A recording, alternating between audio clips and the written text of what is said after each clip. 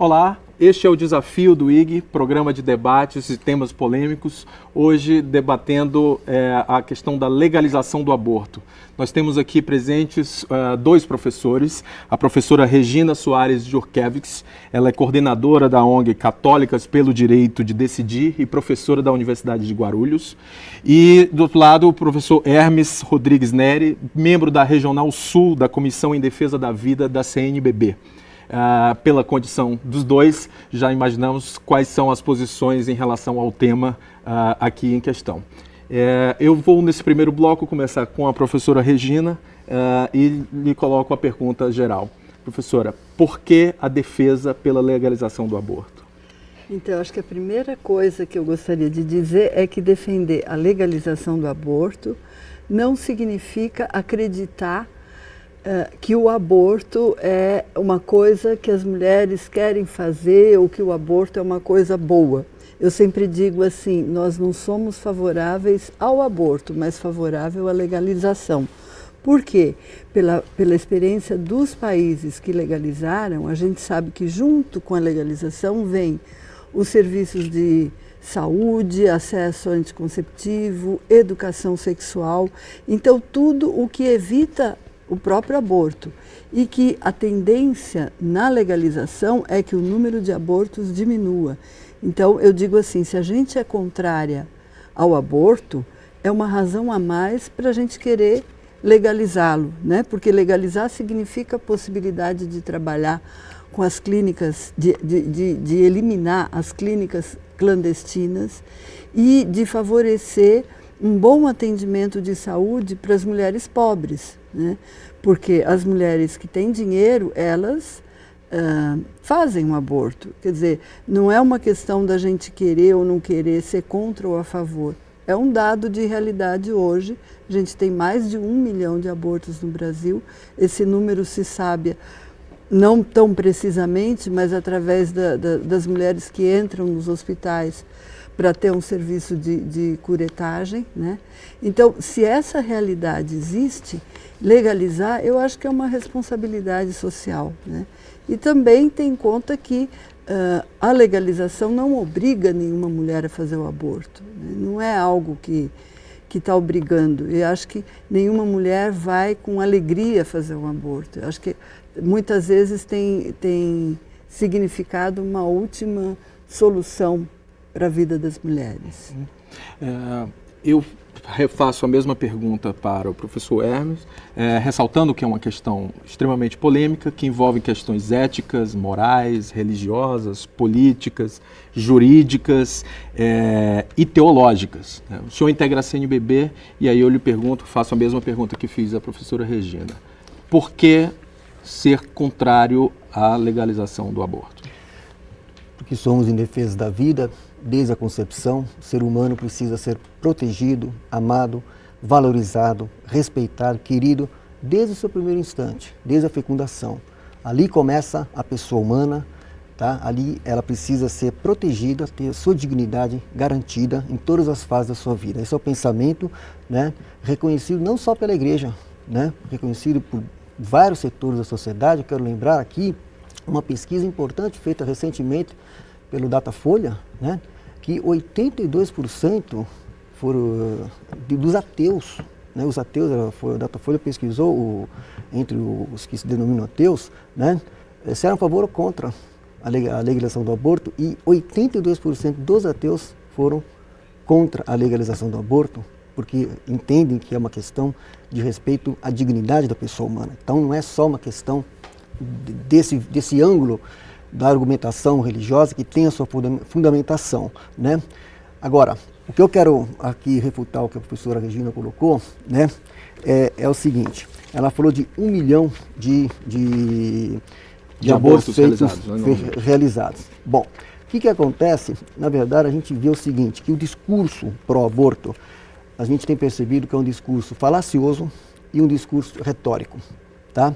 Então, veja bem. Ressaltando, discurso pró-aborto, discurso pró-legalização do aborto. Pró-legalização do aborto. É né? diferente. Sim, que de alguma forma, visando a legalização, visa, de alguma forma, fomenta realmente, o pano de fundo é chegar à prática do aborto, é chegar com que a moral, né, que reconhece o direito à vida desde a concepção seja relativizada. Porque a partir do momento que você legaliza, você relativiza e com isso banaliza o valor da vida humana. Então esse é o efeito, a consequência da legalização do ponto de vista assim fundamental nesse aspecto.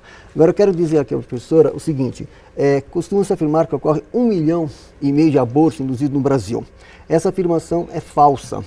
E eu tenho aqui dados do SUS, do próprio SUS, que estão publicados no Ministério da Saúde, tá? DataSUS, de que em 2005 foram registrados 1.620 mortes maternas, que englobam vários motivos, e mortes em função de aborto espontâneo, razões médicas e outros, foram apenas 150. Então, o questionamento que a gente faz de cara é o seguinte, de onde que se tirou esse número de 1,5 milhão de abortos, sendo que dados do próprio Ministério da Saúde, que tem aqui o link do site, depois eu posso deixar com você, está apresentando que tivemos 150 casos de aborto espontâneo ou por razões médicas e outros, e as mortes maternas 1.620. Então, por aí a gente percebe o discurso falacioso, retórico, de chavões, tá certo? E que nem sempre as informações são precisas e são correspondentes com a verdade. Posso responder? Pode responder, eu vou deixar a sua resposta para o segundo bloco, então, do programa.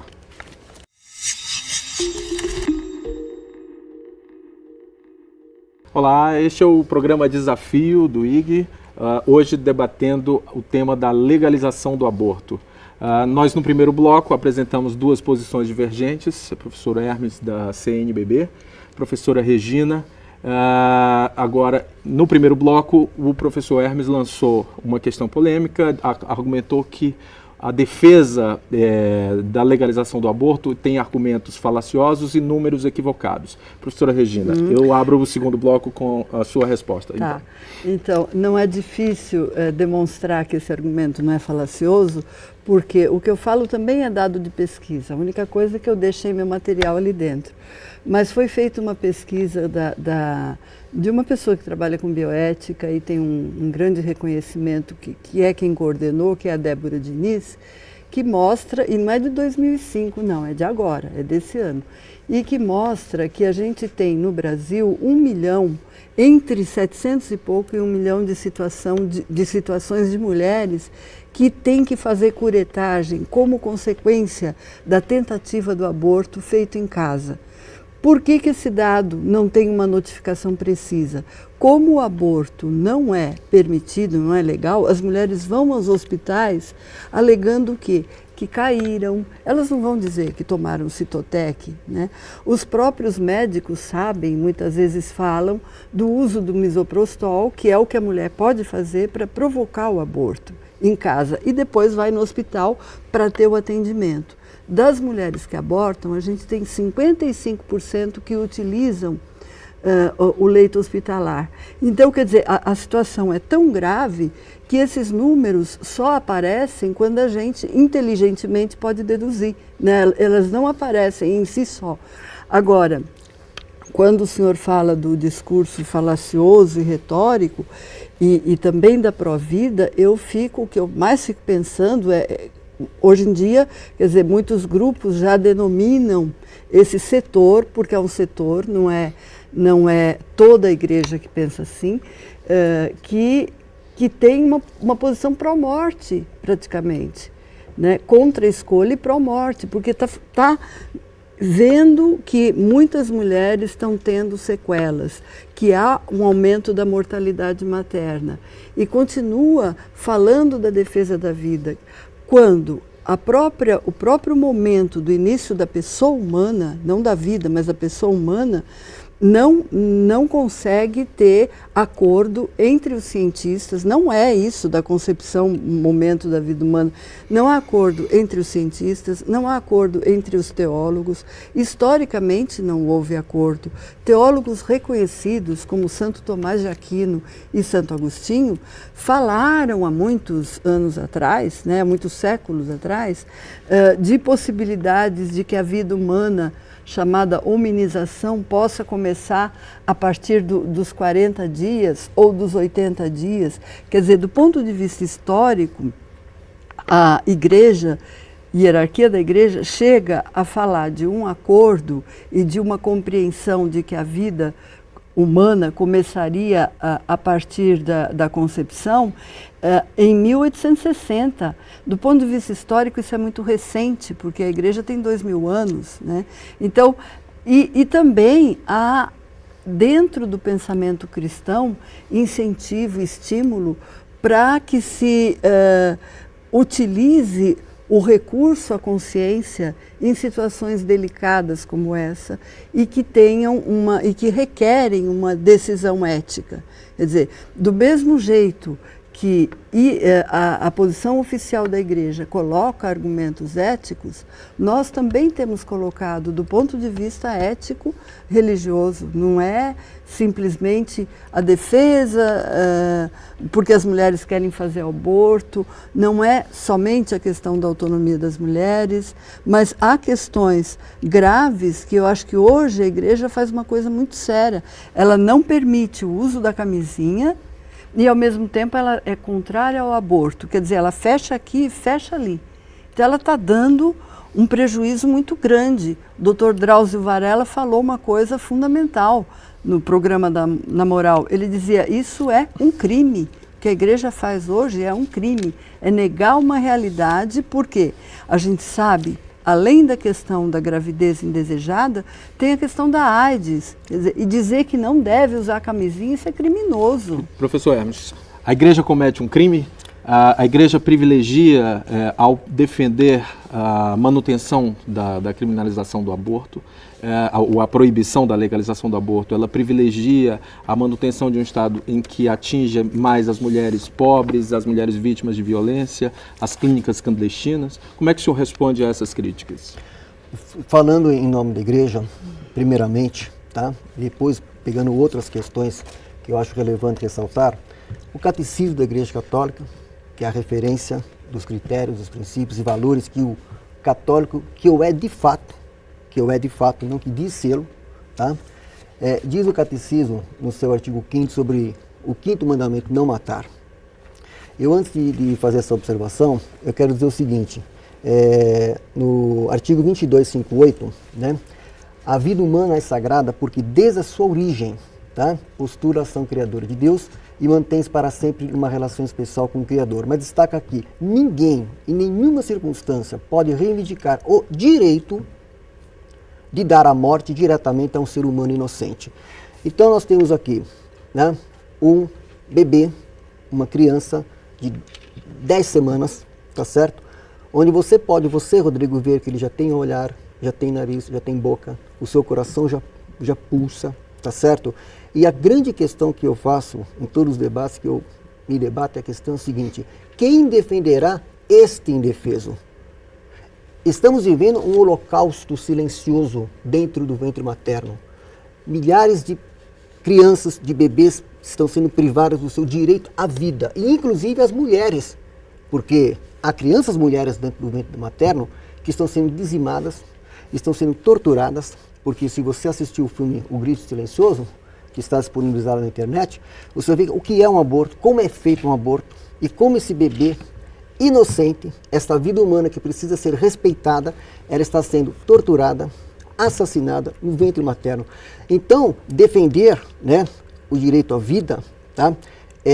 Na verdade, a igreja, quando ela fala sobre o início da vida humana, desde a concepção, ela está validando o dado científico que desde 1869 reconheceu, aí sim, porque os equipamentos da época permitiram de que a vida humana começa desde a fecundação. Santo Tomás de Aquino, no século XIII, não tinha os dados científicos, né, precisos para poder determinar com precisão que no século XIX chegamos a essa precisão. E quando a ciência chegou à precisão do início da vida humana, a igreja validou o posicionamento científico e aí sim passou a defender a vida conforme o dado científico desde a concepção até a morte natural. Agora, eu quero aproveitar aqui também, Rodrigo, só para esclarecer uma outra questão aqui, que é dado falacioso e retórico, como foi colocado aqui, em relação à camisinha, que é um outro tema polêmico. Eu até sugiro que se faça até um debate, um desafio só sobre esse tema, que não é o foco da questão.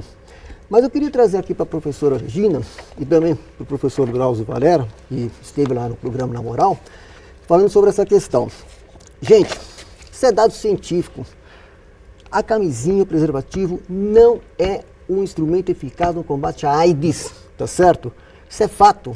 Eu quero trazer aqui a situação, não, eu quero trazer aqui a informação seguinte. Que coisa, eu coragem de dizer isso. Vou trazer a informação aqui e passo para a professora. Tá? Milhões de espermatozoides são ejaculados em apenas uma relação sexual. Os espermatozoides conseguem atravessar orifícios ou fissuras microscópicas mínimas nos preservativos, camisinhas, com frequência suficiente para causar gravidez e provar que as camisinhas não são um método eficaz de prevenção da gravidez. Se as camisinhas não conseguem impedir os espermatozoides, como é que elas poderiam impedir os vírus, inclusive o HIV, mostrados em escala comparativa acima, tá? Que é o 10 mil vezes menor, né, que a cabeça do espermatozoide. Só para você ter uma ideia. Tá? Isso aqui é dados de uma universidade norte-americana, Johns Hopkins. Somente a cabeça do espermatozoide mede cerca de 3 microns e o vírus HIV mede cerca de 0,1 micron, ou seja, é aproximadamente 10 mil vezes menor do que 1 milímetro. Para encerrar essa questão, eu quero dizer o seguinte, na verdade, né, o que fomenta, né, a difusão da AIDS é a promiscuidade. A distribuição da camisinha, tá certo? Como se quer fazer, como já está se fazendo, é que leva à promiscuidade, e a promiscuidade, sim, a promiscuidade sexual é que cria o ambiente para chegar a questão da disseminação da AIDS. Eu vou pedir para o senhor encerrar, então, não é um meio eficaz para o combate à AIDS. Para nós encerrarmos o segundo Isso é dado científico. Para nós encerrarmos o segundo bloco, eu vou pedir à professora Regina para responder, então, essa crítica, mas sendo breve, então, as suas respostas. Então, dois aspectos que eu quero chamar a atenção. Uma que eu também falo como católica, eu sou batizada e eu acho que falar pela igreja, ou falar pela catolicidade significa ser batizada. E falo em nome também de milhões de mulheres católicas que são as que fazem o aborto, a maioria delas são católicas. Outra que me estranha muito que o senhor chame, como professor, chame um embrião ou um feto de criança. Quer dizer, a gente sabe que no início da concepção a gente tem um embrião, depois a gente tem um feto. Esse é um desenho de um feto, né? E é diferente de uma criança, quer dizer, cientificamente essa abordagem é bastante equivocada. Isso eu gostaria de pedir que o senhor revisasse. Depois, eu acho... Já é um ser humano. Eu acho que a questão da promiscuidade tem muito a ver com um desejo que a igreja tem mostrado de colocar a sua moral sexual como determinante no meio da cultura brasileira e também em outros países da América Latina. Quer dizer, a maioria das mulheres que têm AIDS hoje são mulheres casadas, que acreditavam que estavam protegidas pelo casamento religioso. No entanto, seus maridos trouxeram a AIDS para dentro de casa. Nós não estamos mais na época inicial, onde os grupos de riscos homossexuais eram meio que responsabilizados por conta de uma ideia de promiscuidade, né? Por espalhar a epidemia. Né? Promiscuidade a gente encontra entre homos, entre hétero, e encontra muito dentro da igreja. Minha tese de doutorado estudou a violência sexual dos padres dentro da igreja, quer dizer, contra mulheres. Esse é um fato que o próprio Papa tem reconhecido e tem dito que precisa terminar. A igreja está perdendo a sua credibilidade por conta da promiscuidade no seu interior. E por quê? Porque é uma visão estrutural que tem medo da sexualidade, que vê a sexualidade como sexo, como pecado, como algo que deve ser reprimido. Eu gostaria de refutar esses argumentos. Vamos encerrar então o segundo bloco. No próximo bloco, então, os dois convidados estarão em xeque, um fazendo perguntas para o outro.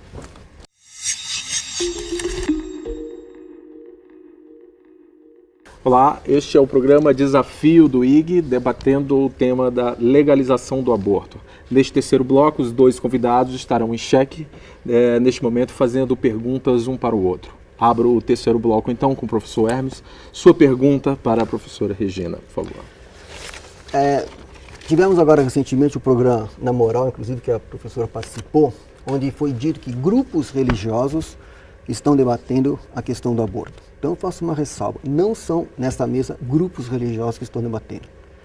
Nós estamos aqui representando a igreja, através de sua instituição CNBB, Regional Sul 1, e a professora Regina está representando uma entidade da sociedade civil que se diz católica. A ONG Católicas pelo Direito de Decidir. Que se diz católica, utiliza o nome católicas para confundir os católicos, utilizando católicas pelo direito de decidir. E veja bem, não é eu que estou. Então eu vou fazer a pergunta. Não é eu que estou dizendo isso. Gostaria de ouvir a pergunta. Eu trouxe aqui um documento da Conferência Episcopal Norte-Americana, tá? Vou deixar para você, Rodrigo. Sua pergunta, onde diz o seguinte, que eu quero que ela responda o que a Conferência Episcopal Norte-Americana disse sobre católicas pelo direito de decidir. Se trata de uma entidade feminista constituída no Brasil em 93 e que atua em articulação em rede com vários parceiros no Brasil e no mundo, em particular com uma organização norte-americana. E mais, o grupo tem defendido publicamente o aborto e distorcido o ensinamento católico sobre o respeito à proteção devidos à vida do nascituro indefeso. E mais, tá? Diz que o grupo não é uma organização católica e não fala pela Igreja Católica. Documento que a própria CNBB do Brasil já manifestou em 2008 e a Conferência Episcopal Norte-Americana. Então, eu queria que a professora dissesse o seguinte, como que vocês, tá?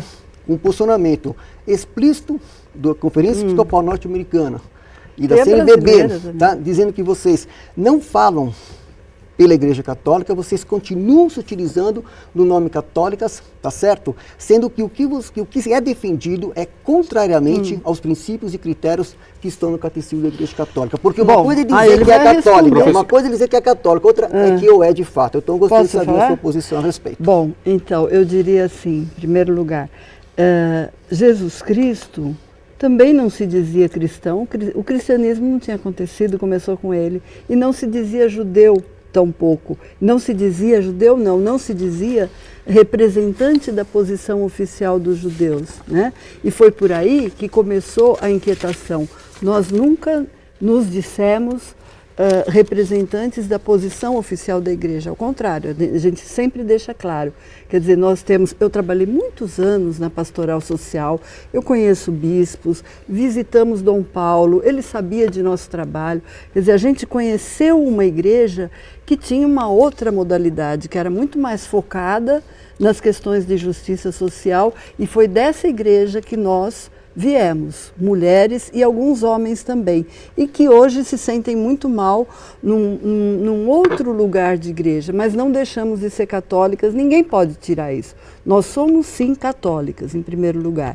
Quando eu falo de Jesus Cristo, eu quero dizer assim, olha, as transformações acontecem pela margem, acontecem de fora para dentro. Quer dizer, quem está ali, dentro da estrutura eclesial, não pode falar. Não pode, porque é mandado embora, porque é calado, tem que sair do Brasil, como a teóloga Ivone Gebara, como foi anteriormente Leonardo Boff, né? Quer dizer, condenado ao silêncio. Mas a senhora não se sente desconfortável de se apresentar como católica quando, por exemplo, quando houve críticas dessa forma, ou quando, não, por exemplo, o Concílio Vaticano... Não, porque para mim o grande... Há uma desonestidade Concílio Vaticano II, por exemplo, que considera o aborto um crime abominável, era essa a expressão do Concílio Vaticano II, a reunião dos bispos na década de 60. Como é que a senhora lida com a Igreja Católica nesse sentido? Sabe por que eu não me sinto? Porque eu tenho claramente, falando do Concílio Vaticano II, a noção de que igreja é o povo de Deus. Igreja não dá para ser aquele monte de homens e bispos, padres que a gente vê no Vaticano quando há a eleição do Papa. Quer dizer, igreja é o povo de Deus, para que a igreja existe? E nós somos parte do povo de Deus. E existem uma série de mulheres que estão sofrendo as consequências de uma situação grave, né? O fruto de gravidez, muitas vezes, que vem de estupro, feito por homens, né, e quem paga depois são as mulheres, situações de violência que é incabível. Quer dizer, eu não sei como a igreja oficial tem coragem de dizer que mesmo num caso de violência, eu lembrei outro dia, houve um caso de violência sexual no Recife, em que uma menina de 9 ou 11 anos foi estuprada pelo padrasto, ficou grávida de 2 gêmeos, né, uma gravidez de gêmeos, foi fazer o aborto, permitido por lei, porque era um caso de violência, e o que aconteceu? O bispo de lá, naquela ocasião, isso faz uns 2, 3 anos, excomungou a equipe médica, né? Excomungou a equipe médica. Quer dizer, é um mínimo de misericórdia, se não for pela noção de direito, pelo menos pela noção de compaixão. Me permite, quer dizer, esse argumento da igreja a senhora muito quer aproveitar grosseiro. e, continuando o formato do bloco, fazer uma pergunta para a professora? Quero sim. Eu gostaria de saber por que, e eu vou fazer pergunta mesmo, não vou discursar. Eu gostaria de saber por que a igreja, né, nas últimas décadas, tem ficado tão preocupada com os movimentos de emancipação das mulheres, dos homossexuais, dos setores que eram tidos à margem da sociedade e que hoje têm conseguido espaço. A igreja oficial tem tido um discurso tão marcado e tão direcionado às questões ligadas à sexualidade. Por que a igreja não volta, a igreja oficial, não volta a se preocupar com a miséria social, com as injustiças, com questões que ela teve e se preocupou tão fortemente no desenvolvimento da teologia da libertação? A gente vive na América Latina, um lugar pobre, tem muita coisa para fazer, não ficar cuidando da sexualidade das mulheres e dos gays. O Ratzinger, vou citar o Ratzinger no livro Sal da Terra, ele fala: a igreja luta pelo ser humano. A grande luta pela igreja é pela pessoa humana em sua forma integral. Violência contra a mulher é distribuição de medicamentos abortivos danosos à saúde da mulher. Essa é uma questão que tem que ser refletida. E uma outra questão que eu quero levantar aqui, dentro desse raciocínio, é que, respondendo pelo próprio Evangelho, já que a senhora citou Jesus Cristo, pelos frutos conhecereis a árvore. Quais foram os frutos de todo esse processo de 30 anos para cá? Olha para a sociedade, veja o que está acontecendo. Violência crescente, famílias destruídas, o holocausto silencioso do aborto ocorrendo por aí afora e etc. Mas eu quero só fazer uma última observação em relação a essa colocação, que na sua tese sobre abuso sexual, né, de mulheres contra mulheres por padres no Brasil, que é o seu tema da sua tese, a senhora mesmo traz uma resposta a essa questão. A senhora mesmo traz uma resposta interessante para a reflexão. Porque nessa tese, a senhora colocou o seguinte: a senhora não traz o nome das denunciadas, das denunciantes, tá, para preservar a questão do sigilo, tudo entendo, compreendemos essa questão, mas traz o nome dos denunciados. Não, dos isso padres, não é verdade. Dos padres Leandro. Isso não é verdade. Leandro é um nome fictício. Então, ótimo, não tem problema. O que eu quero me referir é que a senhora citou o Padre Leandro, ok, mesmo que não seja existe o Padre Leandro. Ótimo, maravilha, mas o que eu quero focar aqui agora é o seguinte: na questão do perfil do Padre Leandro que a senhora trouxe, do perfil fictício, mas ali estão informações de que ele, né, vulnerava aquela situação. E quero deixar bem claro, né, que é preciso punir, sim, aquele que dá o contra-testemunho nesse campo. A mulher tem que ser respeitada, somos contra a violência de todas as formas contra a mulher, inclusive a sexual, que é abominável. Mas no perfil que a senhora me faz do fictício Padre Leandro da sua tese, a senhora dá a resposta para isso. E no outro também, era um padre que seguia a linha progressista da igreja.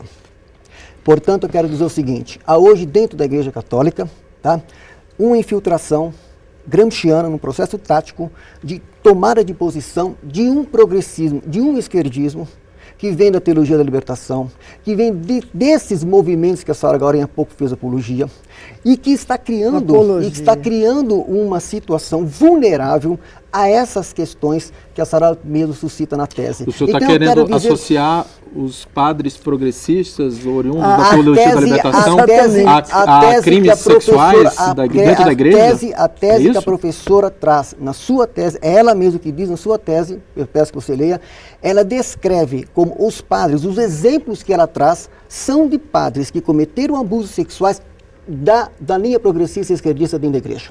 Foi ela mesma que traz essa informação. E eu faço um desafio, que me traga um padre da linha tradicionalista.